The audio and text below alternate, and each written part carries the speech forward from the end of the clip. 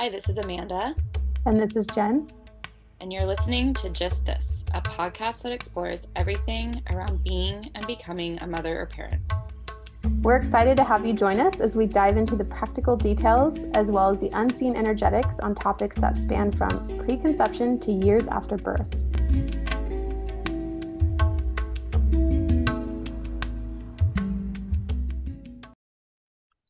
Okay, so let's talk about names.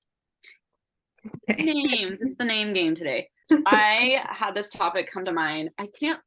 Something hit me when I was driving, listening to some podcast the other day about naming your kids. There's multiple things I want to cover in this because it can feel like such a big deal.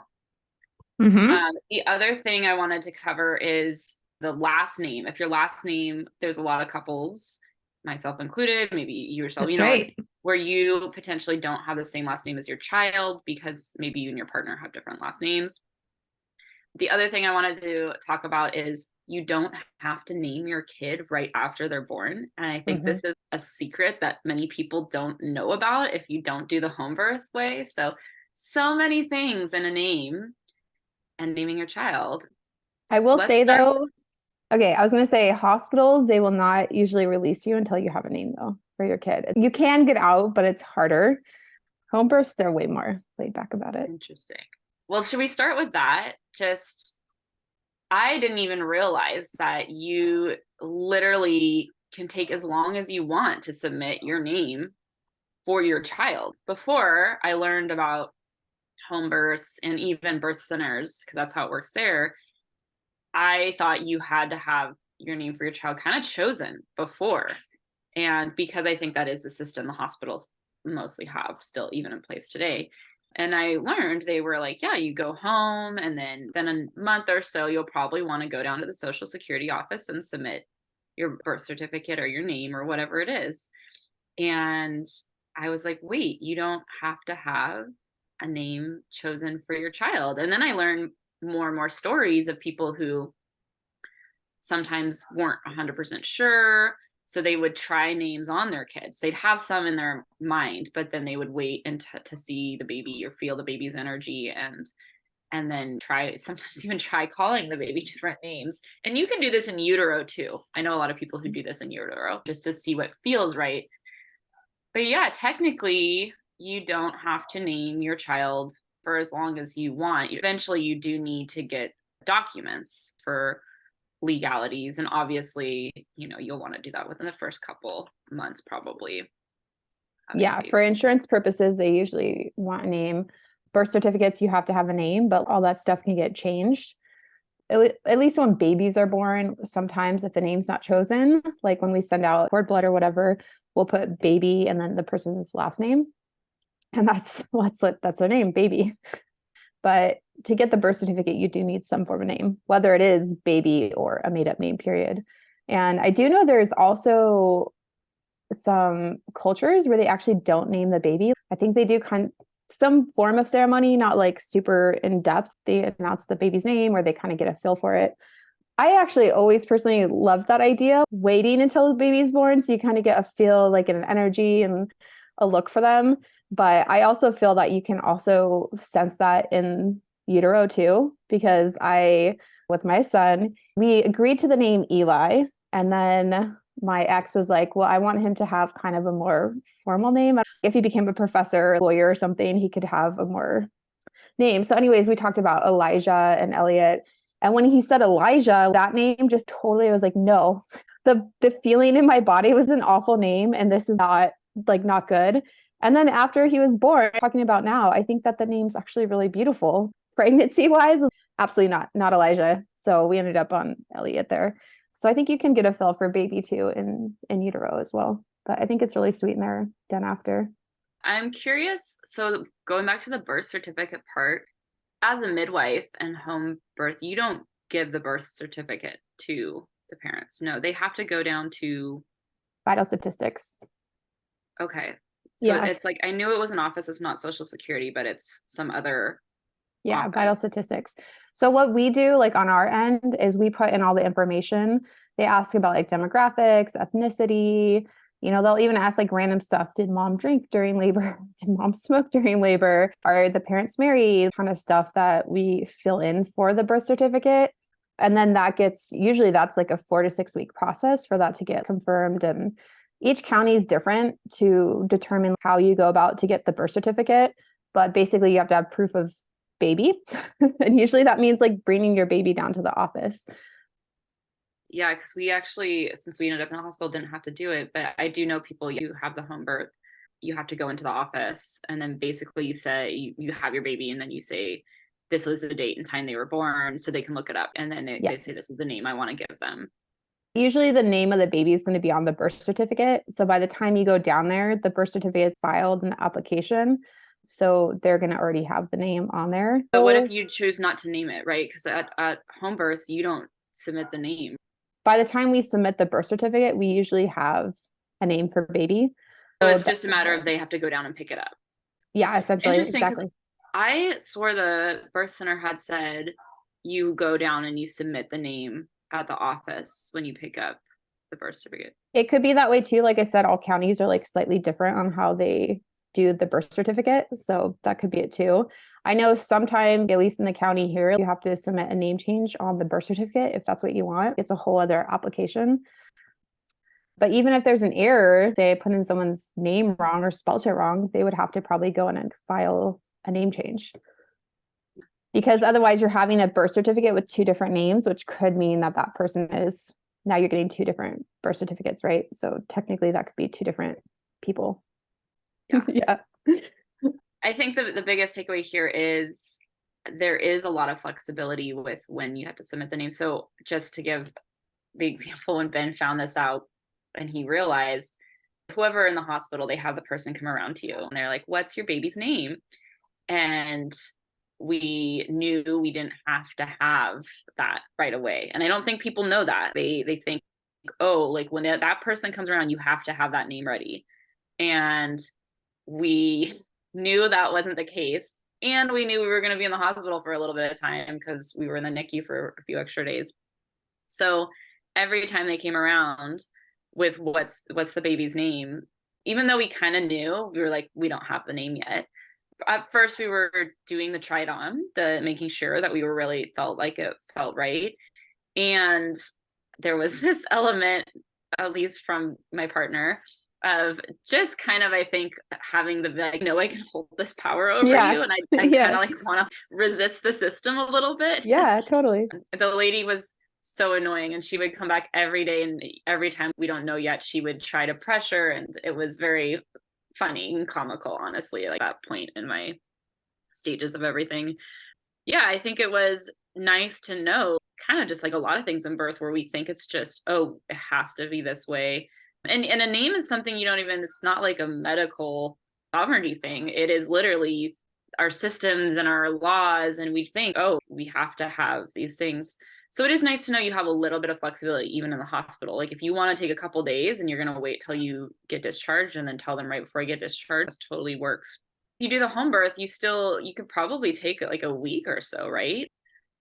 I mean, technically the states usually want the birth certificate filed within a certain period of time after the birth, but there's no one there that's going to force you to unless you're in a hospital. Like we were talking about before, they do want the name because they can't file the birth certificate until they have the name of the baby. But it's so much easier in home birth because you don't have a hospital person coming in and your midwife could technically file it whenever later on. Yeah. I'm sure that's not the first thing as a midwife you're doing after a baby comes out is give me the name. No, we ask, but it's not like we're calling every day or pressuring because we want to put it into our file for medical records and then also eventually process the birth certificate too. And the next thing I was going to say is choosing a name. How did you go about choosing a name for your child? Well, being Jennifer in the 80s, it's like one of the most popular names. So I wanted a name that was not popular. Did not do a great job at that, by the way, but that's okay. I think it all works out. I think ultimately, and this is very, as you'd call it, woo-woo or spiritual, but I think ultimately your kid picks the name. It's kind of downloaded into you. Talk about that a little bit differently now from my perspective. But we've had a hard time. We didn't know if we were going to have a girl or boy. So we had to pick a girl and boy name. We were both agreed upon a girl name, but the boy was much harder. And I wanted something a little bit more out there, less popular, mystical names, like mythical names and stuff like that. My ex wasn't really into that. And I know people that have like veto powers, like they can only veto a certain amount of names or something like that. I don't know. Have you heard that with couples? No, but I know there's a million and two ways people do it. And I like though your whole I really like that philosophy of the child chooses a name or there is some kind of download. In some senses, I think that's really nice because it takes the pressure off a little bit. I just had this sense of what if I choose the wrong name? Like, this is such a big decision. This person's going to have this name for the rest of their life. And that seems like a lot of weight on my shoulders. So to have that idea or thought or even belief that there is a sense of the energy of the child is really bringing that into your brain, that you're going to be intuitively have the idea or even the thought of a name, or you liking or being drawn toward a name or not drawn toward a name is from the energy of the child. I really like that a lot. It took a while for us to find a boy name, but eventually I ended up watching the movie The Book of Eli. And that's where I got his name from. I was like, hey, what about Eli? And that's where he got his Never name. watched that. I'll have to add it to my movie list. Oh, it is so good. One of my favorites. One of my favorites for sure. Eventually I'll let him watch it. It's a little bit more of an adult movie, but yeah, that's where I got it from. And I'm not wouldn't consider myself religious per se, but more spiritual, whatever that means. Yeah. But that movie is a little bit more based on religion because his name is more of a religious name, a biblical name, I guess. So Interesting. and ultimately, I guess for us, like, or for me, I wanted a name that we both agreed upon. So that was also important. Is that how it was for you too? Yeah, so the way we did it is we just kind of each started making our own lists, probably of things that intuitively came to us, names we just generally liked.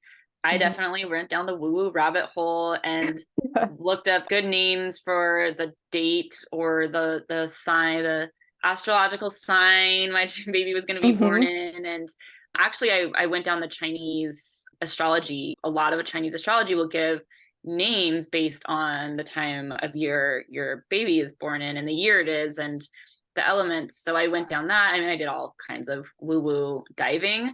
Maybe I was intuitively guided to do it. Yeah, we each had our own lists. And then one day we revealed our list to each other and we had two names on both of our lists that were the same.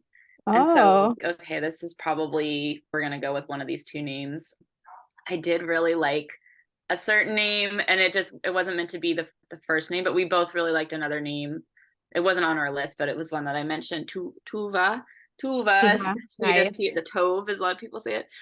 So we chose that as the middle name. Yeah. Another big thing for us that I think choosing the name was big and important. And yeah, we had to agree on it. But for what was, I think for me, the bigger struggle, because once we intuitively had that hit, we had the agreement, we had both the names, and it felt right.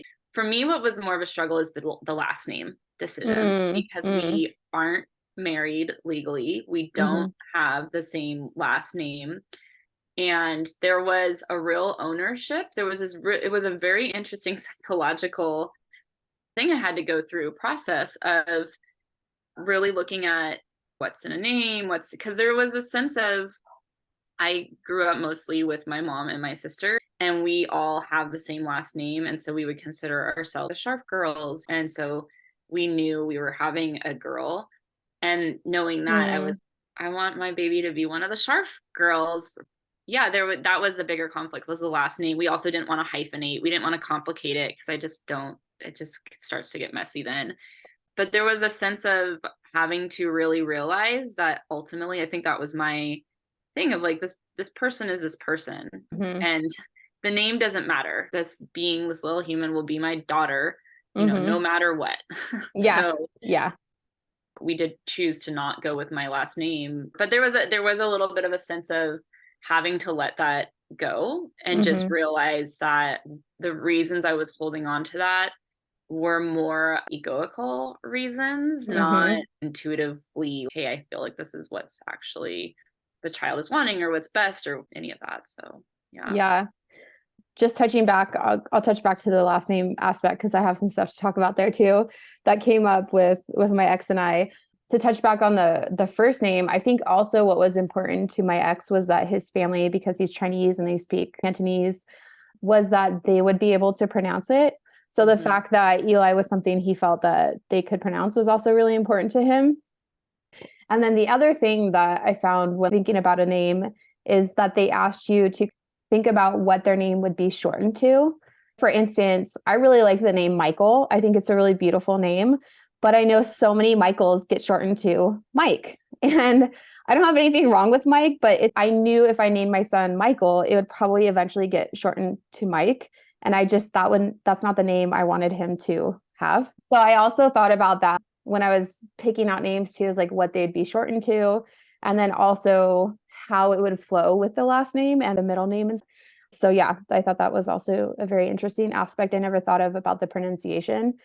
And then as far as the last name goes, it's interesting because originally my ex actually wanted my son to take my last name. And because he felt that because of the racial aspect of it, that people would be racist because he has a Asian last name. And also my last name, there's a ton of boys. Our last name is going to be living on for a while. It's not a problem. But my ex would have been the last of his last name. So my son now actually carries on his last name where it would have ended with him. And I do know too, like it's interesting in your case, because I know some people that actually use, say, your last name as the kid's middle name. So that that way they're still actually carrying it on and they're not doing the hyphenation, because I know that's like a whole thing too, especially here in the States where we don't hyphenate. Did you ever think about doing a middle name? My partner was very set. He felt very passionately about his last name being our child's last name. That would have been my last name, would have been the middle name. And I don't know if you know my last name, but it does not really fit good as any name anywhere in your name, especially a middle name. Okay, that would have been, yeah, I wouldn't have done that to her. But interestingly enough, the whole pronunciation thing, that was definitely something that came up too, because my partner's family lineage is mostly Spanish, like from Spain. So being able to pronounce the name, that was why Tove wasn't even like an option, because that would be really confusing for a Spanish person. Like, how do you pronounce this? So we did choose actually a name that is definitely has Spanish roots. It actually ended up being on both of our lists. And so it just felt right. I mean, the name definitely chose us. I feel like we didn't choose the name. It came to us, and then so many alignments, and I still feel it was like a perfect name. But yeah, it had to be pronounced easily in Spanish. One other area I was thinking we could like touch into would be, as kids get older, the names and changing of names, because we're both at this stage where our children are deciding they want different names or trying on different names. And it's super fascinating and interesting. And I guess we could just talk about that for a little minute too. Just quickly before we jump into that, I did have a thought about the nickname stuff. Yeah. I also am not a fan of a lot of nicknames for the name Penelope. Poppy, not a fan of that name at all. And I think I just decided that we're not going to use the nickname. There are people who do use nicknames with her, and I think this actually is a good tie-in or lead into your child changing or choosing their own name, because ultimately children are going to probably just decide or want to change their name or try their name. I think this is pretty common at some point in a child's life trajectory. And even into adulthood, they're ultimately gonna choose their own identity, which includes their name. And if they don't like it, they'll go by some nickname that can relate or not relate.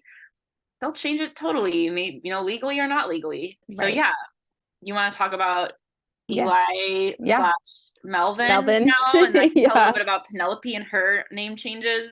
It's actually interesting too, because I have an auntie that legally changed her birth name. And I guess my grandma was not happy about that at all, and actually never accepted her changed name. She always called her by her birth name. And I think it's really funny. And then I actually have another auntie that she goes by Cricket, and that's what her dad always called her, and that's what everyone knows. But legally, she has a legal name. And so she said she actually loves it because she knows when people are calling solicitors and stuff like that, because they don't know her by Cricket, they know her by her legal name. So I think that's also very interesting that even sometimes we develop nicknames that actually stick and no one even uses her legal name ever. But yeah, going back to my son, so he changed his name recently, 3 or 4 months ago. Comes up to me, I want you to pick a new name for me. And I'm like, yeah, let me just add that to my list. And it's not like we just spent prior to your birth 6 months trying to figure out a name for you. Sometimes you're just in a space of life where you don't have a ton of time to really get upset or bothered by it. So then the next day he comes, okay, I picked a name and my name is Melvin. He's now Melvin. And it's really funny because I remember I was talking to Ben and I refer to him now as Melvin, even in my communication with other people. And Ben was like, wow, you're really taking on this name change, huh? Yeah. And here's why, because if I don't use his name in my other conversations, I forget to actually call him that when I'm with him. It was fascinating because when we came back from Burning Man, you just kind of slip back into your being. I've been calling him Eli for 7 years, right? It's a long time. And so he corrected me so much. It's not Eli, it's Melvin. Like constantly correct me on the name change. And what I found really interesting about him changing his name and me really accepting it and taking it on as a parent is, one, the adults that kind of roll their eyes at it and don't accept it. And then also this idea, what my therapist was talking about was how it's also can be considered like an alter ego of theirs. The third thing that I found really fascinating when I tell people is they'll tell me, oh, I was fill in the blank. Like one person's, yeah, I was Pocahontas for a few years of my life, or whatever their name was. That also made me realize that a lot of people, it's actually a lot more common than I even knew existed. I think I'm realizing that too. Oh, this is a common thing. And I've worked with a lot of kids. And I don't understand. I'm gonna be straight up honest. I understand, but I don't see a reason to not just honor a child's desire to be called something. It's interesting because we can get into the pronoun thing here and all the changes around that, but whatever. If somebody wants to be called whatever it is, just call them that. And I think as kids, there is this element, it's like clothing. They're just trying it on. Let me just be this other person for a little bit, or this is what I feel like being right now. As adults, maybe we could adopt that more and lean into it a little bit. And it could even psychologically, I know sometimes with coaches I worked with as an adult, they do have that concept if you're trying to quantum leap or jump into another version of yourself, of actually like giving yourself, doesn't have to be like a totally different name, but this maybe like new nickname or identity. So you can really start to shift right into a different identity. And kids, as they're changing, their identity is changing all the time, and they're shapeshifters, right? Yeah. So it's my so daughter's names change all the time. And my mom had an incident. I don't know if I told you this when we were so because of Burning Man, my mom had to fly my daughter because I didn't get back in time, and she had an incident at the TSA. The airport don't have an ID for her, and I hadn't given them her passport because I'm like, she doesn't need a passport, she's traveling domestically. So they just ask your child, what's your name? Because they see the ticket and then they just ask the child. And so Penelope had decided her name is Cyndia recently. Cyndia, not Cynthia, Cyndia. Cyndia. And so they kept asking her, what's your name? She was like, Cyndia. And my mom's, no, that's not your legal name. So there was a little bit of an issue there. Hopefully people realize she's 4 years old. She's right. Yeah. But now the name Kayla.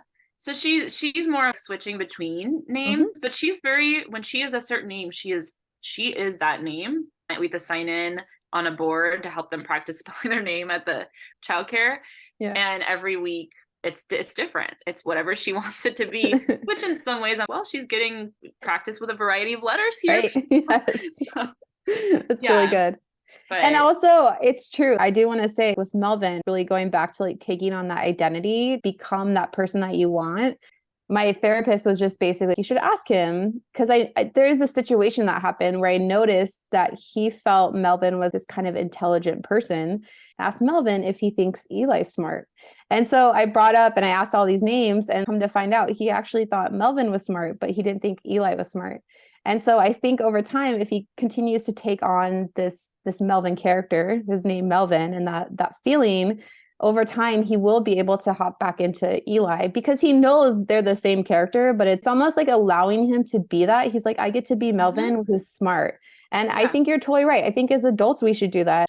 Even as a parent, I've definitely changed and transformed as a parent. And from the beginning, there's things that I didn't necessarily like about myself. And maybe that transition would have been easier. So I think I'm glad you brought that up because I think that's really true. Yeah, it's almost part of the fake it until you make it, but it's better than faking because you're literally just stepping into this other identity. And if you think about it culturally, I'm not into the superhero stuff, but that's what superheroes are. Like so many of these characters, they're the normal person that then just takes on this identity. They put on for a whatever costume amount of time and then goes back to their normal life. So we totally idealize it in our culture. So I don't know where this comes into play, where some people feel that it's weird or why are you supporting your child doing this? It's like, well, why not?